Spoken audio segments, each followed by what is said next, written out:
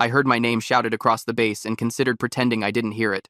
The voice belonged to Sergeant Pierce, and I could tell from his tone that whatever he wanted wasn't going to be go. I heard Sergeant Pierce calling my name across the base. His voice carried over the morning bustle, sharp and urgent. I pretended not to hear him. It was early Thursday, just after breakfast. I quickened my pace toward the mess hall, hoping to lose him in the crowd of soldiers heading for second coffee. Private Langford! Marcus Langford! Pierce's voice grew louder. I could tell he was closing the distance between us. I rounded the corner of the admin building and nearly collided with Theo. He jumped back like he'd seen a ghost. Holy shit, Theo whispered. His face went completely white. Marcus? I frowned at my bunkmate's reaction. Yeah? What's wrong with you? Before Theo could answer, Sergeant Pierce's hand clamped down on my shoulder. He spun me around to face him. Langford. Pierce's eyes widened. His mouth opened and closed without making a sound. I stood at attention out of habit. Yes, Sergeant? Pierce stared at me for a long moment. His face had drained of color. Where the hell have you been, soldier? Right here, Sergeant. On base, following my regular duties. I was confused by the question. Pierce shook his head slowly. That's impossible. You've been missing for 3 days. I laughed, thinking this was some kind of joke. What are you talking about? I was at PT yesterday morning, and the day before. No, you weren't. Theo's voice was barely audible. I haven't seen you in the barracks since Monday night. A cold feeling spread through my chest. That's ridiculous. I've been here the whole time. The entire base has been searching for you since Tuesday, Pierce said. His voice had lost its usual edge. We thought you were dead. My mind raced through the past few days. I remembered everything clearly. Morning PT, weapons training, mess hall meals, evening downtime. It was all there. There's been a mistake, I insisted. I've been right here. Ask anyone. Pierce exchanged a look with Theo. We did ask everyone. Nobody's seen you since Tuesday morning. I felt dizzy suddenly. The world seemed to tilt sideways for a moment. You need to come with me right now, Pierce said. His tone left no room for argument. Lieutenant Caleb needs to see you immediately. Theo was still staring at me like I might disappear if he blinked. How is this possible? Pierce grabbed my arm and started walking me toward the command building. His grip was unnecessarily tight. I don't understand what's happening, I said. My voice sounded strange in my own ears. We passed the motor pool where Corey, my squad leader, was inspecting a vehicle. He looked up casually, then froze mid-motion. Marcus? Corey dropped his clipboard. What the fuck? Pierce nodded grimly. I know. Found him walking toward the mess like nothing happened. But we searched everywhere, Corey said. His eyes were wide with disbelief. Trevor had the MPs combing every inch of this place. Pierce shrugged. Tell Caleb we found him. I'm taking him there now. We continued toward headquarters in silence. My mind was spinning, trying to make sense of what was happening. The lieutenant's office was on the second floor. Pierce knocked once, then pushed the door open without waiting for a response. Lieutenant Caleb was at his desk, reviewing paperwork. He looked up with irritation that quickly transformed into shock. Private Langford? Caleb stood so quickly his chair rolled back and hit the wall. How? Where did you find him? Walking across the quad, sir, Pierce reported. Says he's been here the whole time. Caleb's face hardened. That's impossible. We've had the entire base looking for you since Tuesday morning, when you failed to report for duty. Sir, with all due respect, I've been present for every scheduled activity, I said. My voice was steady despite my racing heart. Caleb pulled a thick file folder from his desk. My name was written across the tab in red marker. Then perhaps you can explain this. He opened the folder and spread several official-looking documents across the desk. You've been AWOL since Tuesday morning. I stared at the paperwork. My name and serial number were on every page. This is a missing person report filed Wednesday evening after a full day of searching, Caleb continued. He pointed to another document. And this is a preliminary death certificate dated yesterday afternoon. I picked up the death certificate with trembling hands. It stated I had drowned in the river that ran along the eastern edge of the base. I've never even been to the river, I said. I've never participated in water training here. Lieutenant Caleb and Sergeant Pierce exchanged a look I couldn't interpret. Someone has been impersonating me, I said. It was the only explanation that made sense. Someone has been pretending to be me for the past 3 days. Or you're lying about where you've been, Caleb said. His voice was cold. Either way, we're going to get to the bottom of this. I stared at the death certificate in disbelief. My name, my serial number, my entire identity reduced to a piece of paper declaring me dead. According to this, your body was recovered from the eastern tributary yesterday morning, Lieutenant Caleb said. His voice was cold and clinical. I shook my head. That's impossible. I was at weapons maintenance yesterday morning with Rodriguez and Chen. Trevor, the head of the MPs who'd been searching for me, entered the office without knocking. His eyes widened when he saw me. Holy shit, he whispered. You're actually alive. Lieutenant Caleb gestured for Trevor to sit. Tell Private Langford about the search operation. Trevor ran a hand through his hair. We had 20 men combing the entire base for 3 days straight. Checked every building, every vehicle, even the perimeter fences. And, Caleb prompted. Nothing. Not a single trace. Trevor leaned forward, studying my face. It was like you vanished into thin air. Sergeant Pierce crossed his arms. We need to get him checked out medically. Could be amnesia or some psychological break. I felt a surge of frustration. I'm not crazy. I've been here the whole time. Caleb picked up his phone and made a quick call. Dr. Grant will see you immediately. Pierce, escort him to medical. The walk to the medical building was tense. Soldiers stopped and stared as we passed. Some looked shocked, others suspicious. Dr. Grant was waiting for us at the entrance. He was a stern man with 20 years of military service behind him. So our dead man walks, he said, gesturing for me to follow him inside. Let's see what we're dealing with. The examination was thorough. Blood tests, reflexes, pupil dilation, the works. Dr. Grant asked questions about my medical history that only I would know. Physically, you're in perfect health, he concluded after an hour. No signs of injury, trauma, or exposure. Because I haven't been missing, I insisted. I've been right here. Dr. Grant exchanged a look with Pierce. If you drowned in that river, there would be evidence. Water in the lungs, bruising, something. Can I go back to my barracks now? I asked. Pierce shook his head. Lieutenant wants you to speak with Captain Reed first, Intelligence Division. Captain Reed was waiting in a small conference room. He was tall and lean, with the sharp eyes of someone who missed nothing. Private Langford, he said, not offering his hand. I understand we have a situation. Yes, sir. Everyone thinks I've been missing, but I haven't been. Reed nodded to someone behind me. I turned to see Theo enter the room, looking uncomfortable. Tell me about Langford's bunk, Reed instructed him. Theo cleared his throat. It was untouched for 3 days. Bed made exactly like he left it Monday night. His toothbrush was dry. His shower kit hadn't been used. That's not possible, I said. I slept there every night. Reed opened a laptop. We pulled security footage from around the base. You don't appear on a single camera after Tuesday morning. He turned the screen toward me. The footage showed the mess hall from Wednesday breakfast. I could see everyone from my unit, but not me. This is insane, I whispered. A knock at the door interrupted us. A security officer named Blake entered, holding something in his hand. Sir, we found something strange, he said to Reed. 2 identical ID cards with Langford's information. He placed them side by side on the table. They were exactly the same. My photo, my name, my information. One was in his locker, Blake explained. The other was found near the river where the search was concentrated. Reed's expression hardened. Get Alana from communications in here now. Alana arrived minutes later with a tablet. She pulled up my digital records without making eye contact with me. There are conflicting logs, she said. According to the mess hall scanner, Private Langford got breakfast Tuesday, Wednesday, and Thursday. But according to the barracks log, he never entered or exited after Monday night. I felt sick. Someone's been pretending to be me, living my life while everyone thought I was dead. Reed nodded slowly. That's our working theory. But how and why? A technician named Terrell arrived next with more evidence. We analyzed fingerprints from Langford's belongings. There are 2 distinct sets, both matching his prints in the system, but with subtle differences. Reed turned back to his laptop. Look at this footage from Wednesday's PT session. The video showed someone who looked exactly like me doing push-ups with my unit. Every movement, every mannerism was perfect. That's not me, I said, though it was like watching myself in a mirror. I don't know who that is, but it's not me. Reed closed the laptop. We're dealing with something unprecedented, Private. Someone has been impersonating you with remarkable precision. What happens now? I asked. We find them, Reed said simply, and we figure out how the hell they managed to become you. The room fell silent as the implications sank in. Someone had stolen my identity so completely that even my closest friends couldn't tell the difference. There's one more person who needs to evaluate you, Reed said. Dr. Brixton from psychiatry is waiting. Dr. Brixton was older, with kind eyes that didn't match his rigid posture. He spent 2 hours asking me detailed questions about my childhood, my training, my daily routine. No memory gaps, he concluded to Reed afterward. No signs of dissociation or psychosis. Either he's telling the truth, or he's the most convincing liar I've ever evaluated. I was exhausted by the time they finished with me. My entire existence was being questioned, my reality torn apart. We'll continue this investigation tomorrow, Reed said. For tonight, you'll stay in a secure room under observation. As they escorted me out, I caught a glimpse of a bulletin board with my face on it. Below my photo were the words, missing, presumed dead. Someone had been living my life while I was being mourned, and I was determined to find out who.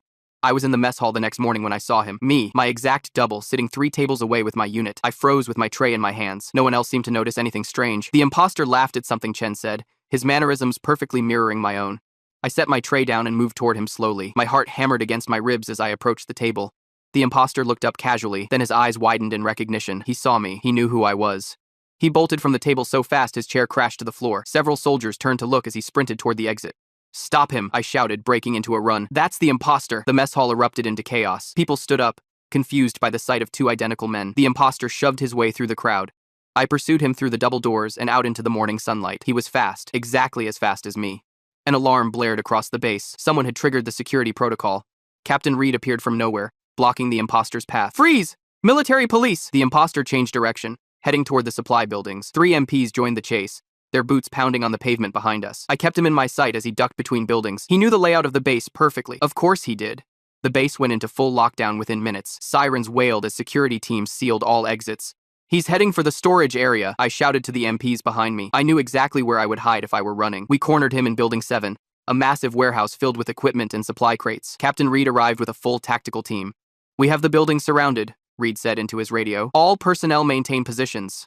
The search took nearly an hour. We found him crouched behind a stack of ammunition crates in the back corner. He looked exactly like me, down to the smallest detail. Same haircut, same eyes, same small scar on my chin from basic training. Who are you? I demanded as the MPs secured him. My voice shook with anger and confusion. The imposter stared back at me with my own eyes. I'm Marcus Langford, he said in my voice. You're the imposter. Reed had him handcuffed and escorted to a secure interrogation room. I followed, unable to look away from this perfect copy of myself. Lieutenant Caleb and Sergeant Pierce were waiting when we arrived. Their faces showed identical expressions of shock. This is impossible, Pierce whispered. They're exactly the same. Reed placed the imposter in a chair across from me. We sat facing each other like mirror images. One of you is lying, Reed said simply. We need to figure out which one. The interrogation lasted hours. Reed asked questions only the real Marcus Langford would know. Childhood memories, training experiences, personal details. The imposter answered every question correctly. He knew about my mother's death when I was 14. He knew about the fishing trip with my father when I was 9. He knew things no imposter could possibly know. My first kiss, my greatest fears, the name of my childhood dog. This isn't possible, Reed muttered, stepping out of the room to make a call. They both check out perfectly. A woman arrived that evening. Dr. Nyla Patel introduced herself as a research scientist from a government facility I'd never heard of. I need to examine both subjects immediately, she said to Reed. Her voice was clipped and professional. Separately, they took the imposter first. I waited under guard for 3 hours before they came for me. Dr. Patel ran a series of tests. Blood work, DNA sampling, brain scans, fingerprinting. Her face revealed nothing as she worked. The results are conclusive, she announced to Reed and Caleb the next morning. They are biologically identical in every way. That's not possible, Lieutenant Caleb insisted. Identical twins don't even have the same fingerprints. Dr. Patel's expression remained neutral. I didn't say they were identical twins. I said they were biologically identical. Same person. The room fell silent as everyone processed this information. I felt sick to my stomach. How is this possible? Reed finally asked. I believe we're dealing with a quantum displacement event, Dr. Patel said. In layman's terms, a duplication across parallel realities. The imposter was brought back into the room. He looked exhausted, with dark circles under his eyes, my eyes. Tell them what happened, Dr. Patel instructed him. From your perspective, he looked at me, then at the officers. I was doing PT near the river on Tuesday morning. I slipped on the bank and fell in. My blood ran cold. I'd never been near that river. The current pulled me under, he continued. I thought I was going to drown. Then suddenly I was somewhere else on the base. Dry, safe. Dr. Patel nodded as if this confirmed something. And you continued with your duties, believing you'd simply had a close call? Yes, the imposter said. I didn't think anything strange had happened until yesterday when I saw him. Dr. Patel turned to the officers. This is consistent with quantum displacement theory. A traumatic event caused a tear between parallel realities. In English, Doctor, Lieutenant Caleb demanded. He fell into the river in his reality and emerged in ours, she explained. Meanwhile, our Marcus Langford continued to exist here, creating a duplication. I stood up furious. That's insane. He's lying. Dr. Patel looked at me with clinical interest. There's an easy way to test my theory. Separate them by significant distance. They placed the imposter in a vehicle and drove him to the far side of the base. I remained in the interrogation room with Reed and Dr. Patel. After 20 minutes, Dr. Patel received a call. She listened, then turned to Reed. Have someone prick his finger with a needle. Reed gave the order through his radio. Moments later, I felt a sharp pain in my finger. I looked down to see a drop of blood forming, though nothing had touched me. What the hell? I whispered, staring at the blood. Dr. Patel nodded. Quantum entanglement. They share a physical connection across the barrier between realities. The imposter was brought back, looking as shaken as I felt. He held up his finger, showing an identical drop of blood. This isn't possible, I said, though the evidence was right in front of me. The government has been researching quantum physics for decades, Dr. Patel explained. We've seen this phenomenon before, though never with humans. The imposter suddenly lunged toward the door. He shoved Blake, the security officer, into the wall with unexpected strength. Blake's head hit the concrete with a sickening crack. He collapsed, blood pooling beneath him. I felt a sudden, blinding pain in the back of my head. I reached up and my hand came away wet with blood. Don't let him escape, Reed shouted as the imposter bolted through the door. MPs tackled him in the hallway. Dr. Patel knelt beside me, examining the wound that had appeared on my head. This confirms it. What happens to one happens to the other. The imposter was restrained again and brought back into the room. He glared at me with my own eyes. It was an experiment, he said, his voice low and angry. They were testing quantum barriers at a facility near our base. What experiment? Reed demanded. In my reality, the government was trying to create passages between dimensions, the imposter explained. Something went wrong. My world started dying. Dr. Patel's expression changed for the first time. She looked alarmed. What do you mean, dying? Reality itself was breaking down, the imposter said. The river was the boundary between worlds. I didn't fall in by accident. I stared at him, understanding dawning. You came here on purpose. He met my eyes with a cold determination I recognized. I had to. There was no choice. Dr. Patel turned to Reed. We need to contact my superiors immediately. If he's telling the truth, we have a much bigger problem than a simple duplication. I looked at my duplicate, this other version of myself who had crossed between realities. We were the same person, yet completely different. What happens now? I asked, dreading the answer. Dr. Patel's response was clinical and detached. Only one Marcus Langford can remain in this reality. Dr. Nyla's words hung in the air like a death sentence. Only one Marcus could remain in this reality. The room fell silent as everyone processed what that meant. How do we decide which one stays? Lieutenant Caleb finally asked. His face was grim in the harsh fluorescent light. Dr. Nyla adjusted her glasses. That's not a scientific decision. It's a military one. A heated debate broke out among the officers. Captain Reed argued that the original Marcus should stay since this was his reality. Lieutenant Caleb countered that they couldn't be certain which one was actually original. I sat across from my duplicate, both of us handcuffed to our chairs. We locked eyes across the table. You know, I'm the real one, I said quietly. This is my world. The imposter leaned forward. I've been here longer than you realize. I remember everything about your life because it's my life too. Dr. Nyla interrupted our exchange. Both of you will undergo extensive testing to determine quantum signatures. Until then, you'll be kept in separate, secured facilities. They took the imposter away first. I remained under guard until Chaplain Stefan arrived late that evening. Stefan was older than most on base, with 20 years of military service behind him. He sat across from me in the small holding room. How are you holding up, son? He asked. His voice was steady and calm. How would you feel if someone stole your entire identity? I shot back. If everyone questioned whether you were really you? Stefan nodded slowly. An existential crisis of the highest order. Your very existence is being challenged. I slumped in my chair. I know I'm me. I've always been me. But now there's another me who remembers the same childhood, the same training, everything. Faith isn't just about God, Stefan said. Sometimes it's about having faith in yourself when everything else is uncertain. His words provided little comfort as I was escorted to a secure room for the night. I barely slept, tormented by thoughts of my duplicate, lying in an identical room somewhere else on base. The next morning, Terrell arrived with a tablet displaying complex molecular diagrams. His expression was excited as he spoke to Dr. Nyla. We found something, he said. Microscopic differences in cellular structure between them. It's subtle but definitive. Dr. Nyla studied the results with intense concentration. This matches my quantum signature analysis. One of them has a slightly different atomic resonance.